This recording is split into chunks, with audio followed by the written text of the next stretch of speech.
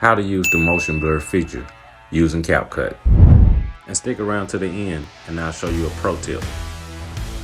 You want to upload a video of you running. Go to the point where you are about to run. Highlight the clip and press split. Now with the highlighted clip, scroll to the point where you have stopped running and tap split again. Highlight the middle clip and now press speed. Click normal and set the speed to around about 15.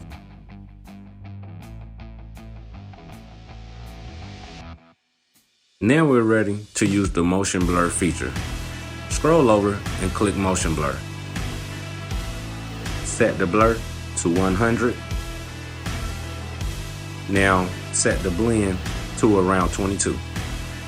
Press once, then press twice. This will give it a great motion blur.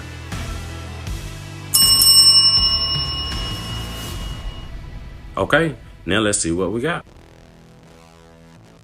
Now let me give you a pro tip to make that motion blur flawless. You go back to the first transition point and press it. Apply the blurred highlight transition. Okay, press the second transition. Apply the blurred highlight transition.